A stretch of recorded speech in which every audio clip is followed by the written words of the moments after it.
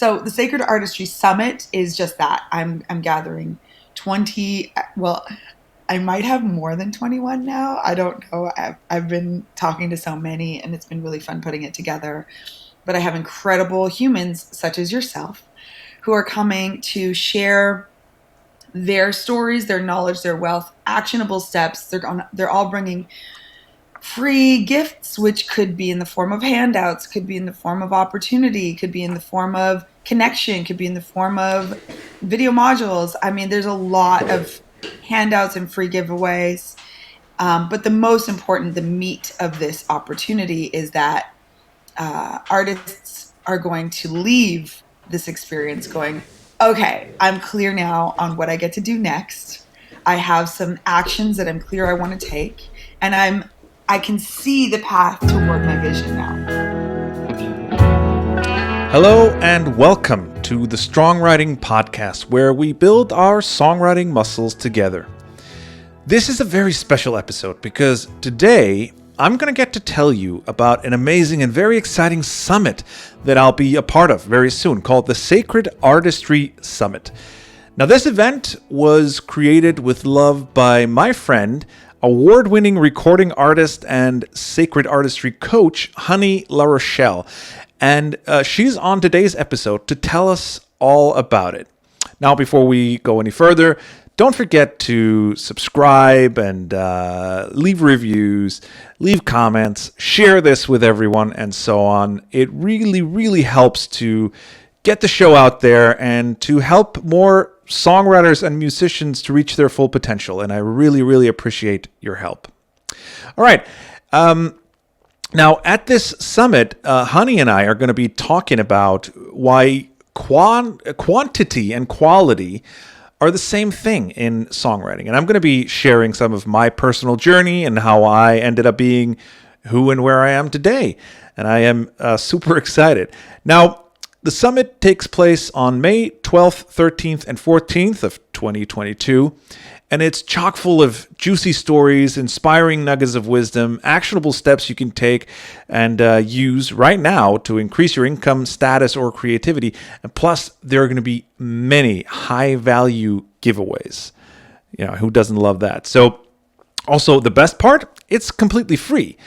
So just go to songwriting.net/summit and grab your free seat. And I can't wait to see you there.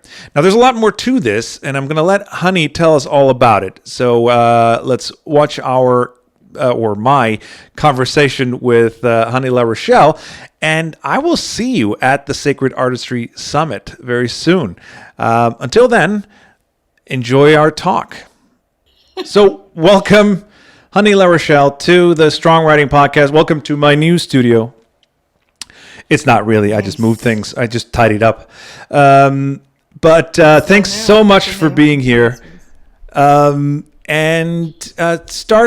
I really want to know all about the summit and everything. But first, tell me a little bit about, where you're from, where you are today, where you've been, how you got there, and all that good stuff. All right. Well, to make the long story short, I always say Vancouver born, Texas raised, Florida reformed, and Brooklyn saved. I was born in Vancouver to a single mom who was a singer, and she toured with Marvin Gaye, Bon Jovi, Little Richard, Bryan Adams, and she had an a cappella quartet. And so she was like, "Can you hold my baby while I go on stage?" Because she couldn't afford a babysitter. And so I was always at clubs, I was in rehearsals, I was in the studio, from infant till then at 5, I was beginning to, direct everyone. Oh, you're on the wrong note. We did a John Denver album when I was about 5 or 6, and we did a children's album when I was 7. So we started early. Like, I was always singing, always in a musical environment. And when I was 13, 14, and we moved to Texas, I recorded a demo. And then I joined a band. And then at 17, I sent that demo to my dance teacher's boss, who happened to be managing NSYNC and Pink and Britney Spears at the time, and she sent me a plane ticket. All So it's like right. we had never met, but this was it. So I actually dropped out of high school, packed. I was supposed to go for the weekend. I was like, "Cool, mom, I'll see you later. I'm never coming back." I packed everything I needed and I left and I went to Orlando, Florida, and I lived there for 7 years. And in those 7 years, I got signed to several production deals. But then I joined a girls group. I formed a girls group. We wanted to be like En Vogue and Destiny's Child, and so I did that for 4 years. We did all right. We had a pretty good run. And then in about 2005, I decided to finally move to New York City, All where right. where my heart was always. And in New York, within my first year, I had formed an 11-piece band. I was playing all the clubs, and I got my first world tour with the Brand Wow. New Heavies. And that world tour led me to a record deal with Macy Gray, and it led me to many other tours, including Joss Stone, and then a 10-year run with Roberta Flack, who is, I call her my music mama. She's Wow. she's a legend. So it's been a really lovely ride. In that time, I released 4 albums and recorded and co-wrote and vocal produced for many artists, including Macy and a group called The Great Big World, who have that song "Say Something" with Christina Aguilera, and many others. I've just been really blessed, and I'm still touring constantly now. Awesome. I mean, that's amazing. And Thanks. it's an honor to have you, and it's an honor to have connected with you. And Truly. I'm so excited to get to be a part of the Sacred Artistry Summit. And I just tell us what is it, and why is it, and how is it, where and Yeah. when. Yep. Tell me everything. Yes, I fully resonate with that very eloquent question.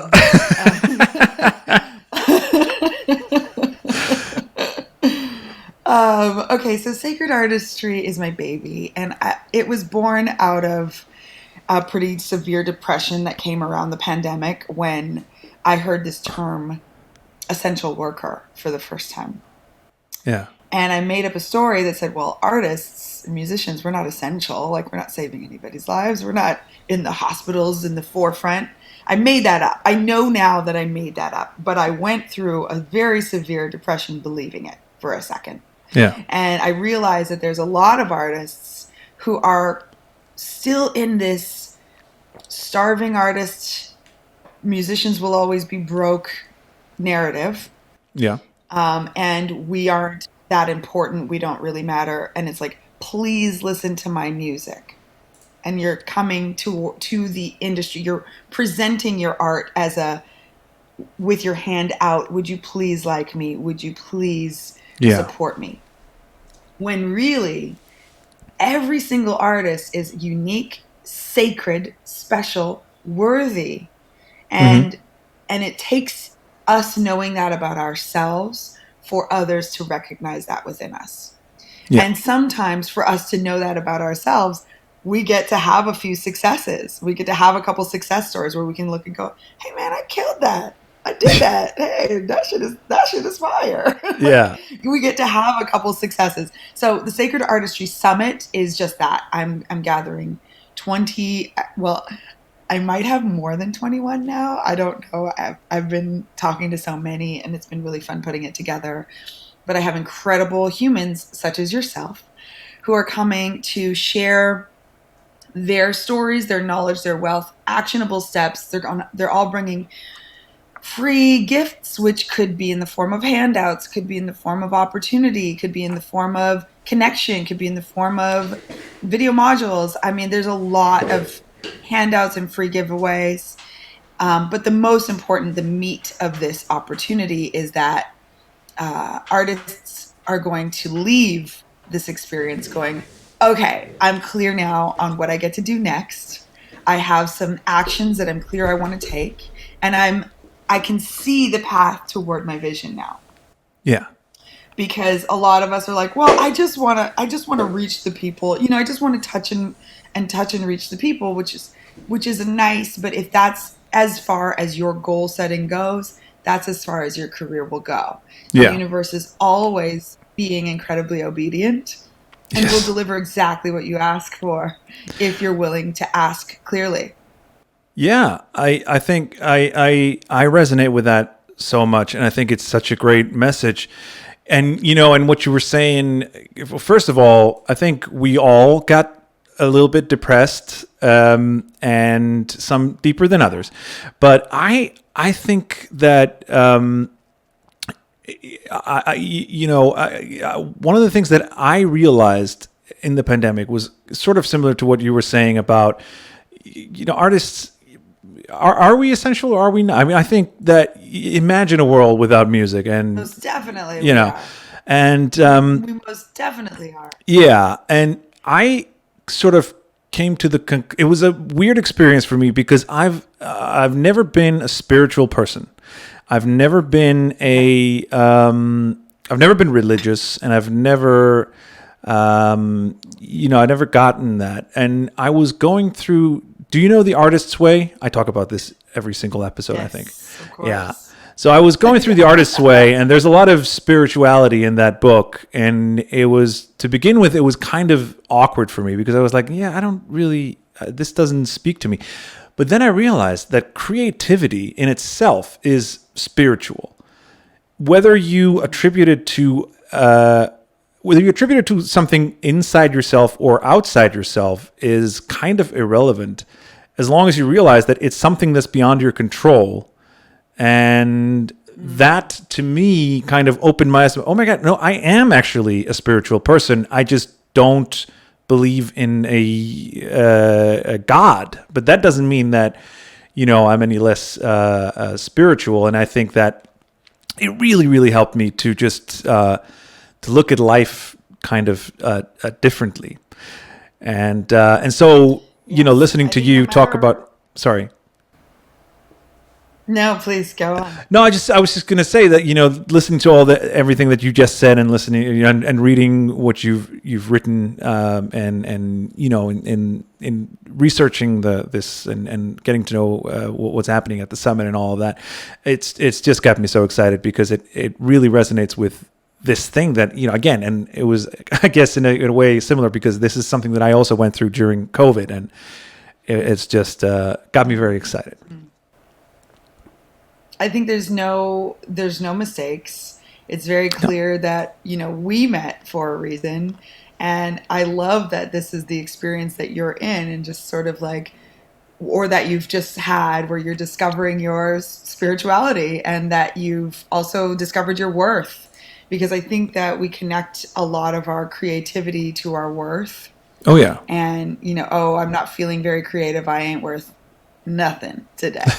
And I think you're right. We all went through it, right? We were all, the whole world is coming out of this pandemic in a very awkward new way. We're all Yeah. just sort of learning to walk again Oh yeah. and trying to figure it out. But it did give us an opportunity to redesign ourselves and our lives. Yeah, and So if you're going re-examine to do it, if you're going to, our values and priorities. I think that's the yes, biggest gift that that we part. got. Yes, it's so huge. And I'm so thankful, even though it we lost a lot and it was so Yeah. tragic. It's sort of like one of those, when you burn the whole field to make the soil rich. Hmm. Yes, there's devastation, yes, there's trauma, and there's a lot of healing that gets to be done. And it gets to be done from this new, richer, more full place. Yeah, absolutely. So that's how I feel about where we are in this time space continuum trajectory. I absolutely agree, and I think it's a great lesson for any artist, but not least for songwriters. Just to circle back to songwriting, that you know I always say that the reason I wanted to start to teach people and to coach songwriters and to help others, the main reason is that I believe that this is how we make the world a better place, is by creating art. And the more songs that are out there, the better the world's going to be. And we can all talk all day long about how there's, it's so competitive, and we can whine about how it's so crowded and so noisy and all of that. But there's space for everyone, and we can all work together to just, because there's never going to be too much music. There's never going to be too much fiction. There's never going to be too many paintings. That's not a thing that can happen.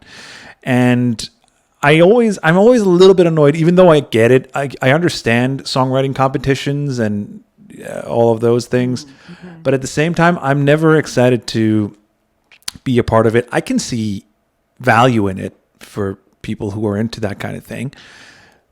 But to me, it's not a competition. And I don't like turning art into competition. And for the same reason, I don't like being in a competitive in sort of competitive mode when it comes to other artists. I always think that if we stick together and we build each other up, that's always going to be better for everybody involved. And if you're successful, that's never going to take anything away from my success. And so I don't know. I went off on a tangent there, but it's to me, that's how that's how the world gets better, is by just artists and creative people building each other up. And and that's kind of also another great value in summits like this, is people really bringing value, and it's free, right? It is free.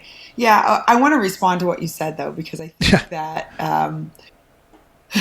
I think you're right in that artists building each other up is the way to go. I also agree that there can never be too much music or too much fiction or too much art.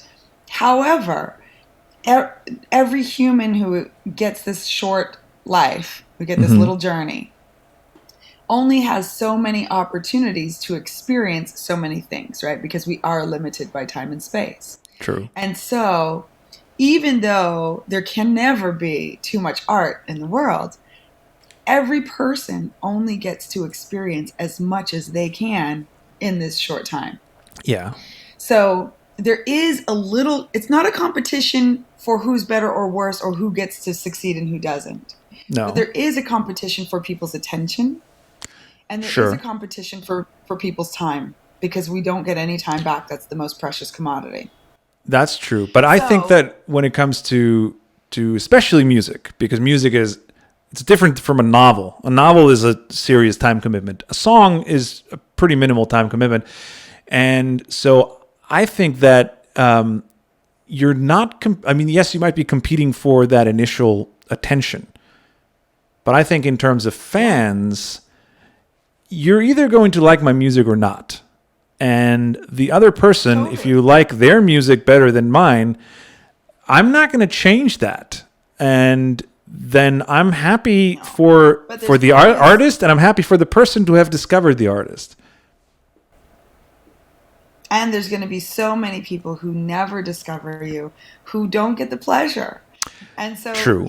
Because it is oversaturated, it's about how much attention you can create. So I do believe that there is a place for these competitions, for the Grammy Awards. And even though all of it is a crock, let's be honest, it's a popularity contest, and it doesn't have anything to do with the quality of the music. Sometimes it does, but most of the time it's more like, what moves are you making? Sure. And so if we can approach our artistry like a chess game, like play the game, have fun playing the game, enjoy the competition, and I've never really been competitive, but I only started enjoying the competition when I really got a grasp on my worth. Right. When I knew, hey, I'm walking room as me. And like people are so lucky to have a time with me because Yeah. I'm special. Yeah. Now, this is not like a big ego.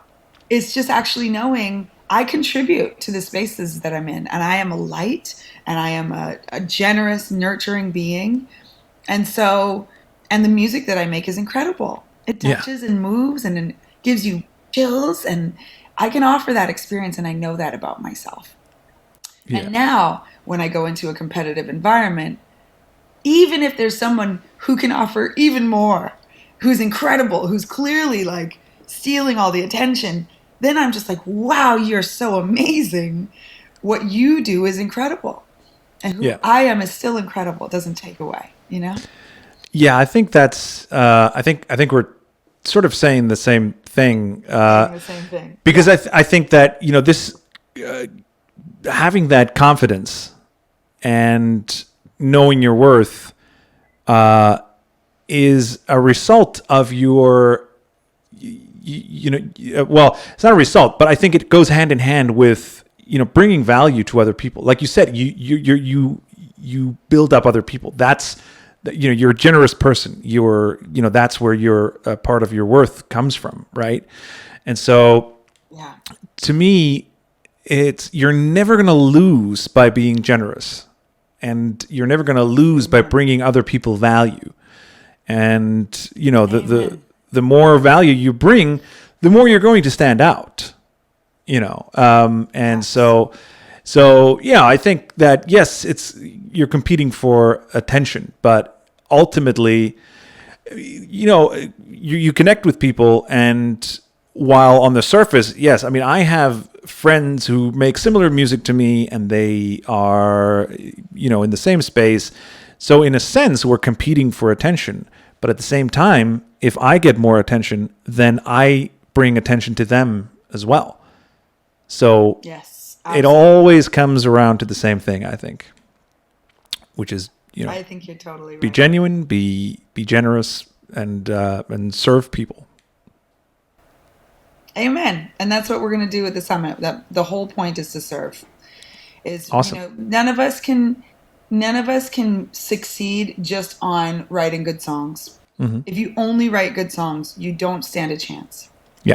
If you write a million great songs and you decide to dip your toe into the game a little bit, Yeah. you will have some success, and then hopefully you don't need to have a day job any longer. Like, and you can tap into your birthright of abundance.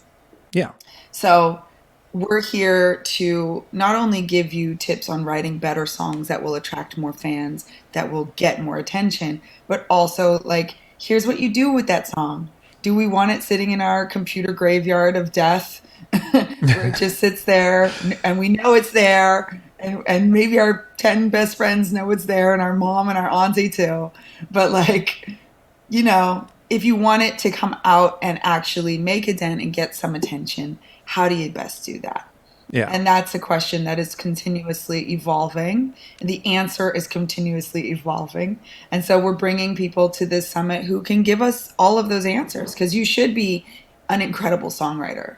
It Yeah. doesn't work if you're just an okay songwriter, Mm-hmm. but you should also be an incredible game player. Yeah. So we're going to give you keys to the game, baby. Yeah. You need to wear 15 to 20 different hats. So you're going to give Yeah, people or hats. put those hats on friends. Sure. I'm so thankful. Like, I've started building my team now. My team is really strong, and I've learned again in learning my worth. I began to know the value of my time, Yeah. and so it was very simple when I figured out, oh my God, this is how much I'm worth per hour. Mm-hmm. So I can pay someone a fraction of that who will find that to be very valuable, and they can handle all the things that I don't necessarily need to Yeah. personally do. They're Yeah. not writing my songs, they're not singing my songs, they're not Mm-hmm. playing my shows, but Right. they could promote them for me, Yeah. right? And so we're way beyond the days of a record deal. We're way beyond the days of even like management. Like, management is only there for if you have too many offers coming in and you can't manage them all. Yeah. So we get to get ourselves there Mm-hmm. on our own and Yeah. build our team. Mm-hmm. and get out of that, well, I can't hire anybody because I can't afford to. And the way out is first knowing your worth. So that's my whole that's my whole commitment. Yeah. That's my Awesome. whole commitment. It's what Yeah. Sacred Artistry is all about, is what we're doing. But the summit's going to be incredible. It's May Yeah. 12, 13, 14. Yeah. And it's at 10 Pacific until 2. Mm-hmm. So I know that you're all the way out in Iceland. Yeah. So I don't know what time it is for you. What time is it for you right now? Because this is about the time. That's a great question. It's 10 to 5. Okay, so 5 o'clock for you is when we begin. If you're in Iceland, if you're listening, we begin at 5. But if you're in America, then Pacific, 10 a.m. And when you sign up, there'll be an opportunity for you to join the Facebook group, and that's where you get to watch. It's entirely free. There is an opportunity to upgrade, which I personally think is a no-brainer, because not only does it come with all the replays and the transcripts and all that, you get like a ton of other bonuses. Yeah. So you can choose to do that or not. Even if you don't choose to do that, we will serve you.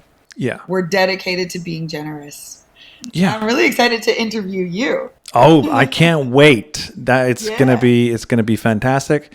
I'm giving away a huge thing. I can't wait. It's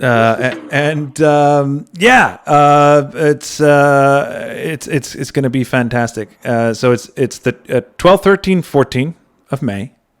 Yep. It starts at your 10 o'clock, my 2 o'clock. 5. You're 5 and my 10. What did I say? 2 o'clock. All right. 5. All right. You're West Coast, of course. Time zones are, but when you sign up, you can just put it on your calendar, right? Because that's what saves me. Just to give you It's just Google Calendar saves me from my time zone idiocy. So you do that. There's a link, and I'll put that in the description, or you can just go to strongwriting.net/summit, and that'll just get you there automatically. And oh man, it's gonna be amazing, and I can't wait. Yeah, we're gonna get strong writing. Hell yeah. Stronger. Yes. Hell yeah. Let's rock this. Let's play this game, man. Let's rock it. Wow. Yeah. All right. Well, thanks so much for taking the time to join me. And my absolute pleasure. What a treat. Yeah. And I'll see you again soon, and hopefully a lot of other people as well. Yeah. Hope you guys all join us. And what a treat to hang out with you today. Thank you. Oh, thanks so much. Patient with my tech this morning. Yeah. Well, yeah. It was really great. Really great to connect to you. Yeah, you too. Yeah. All right. See you soon.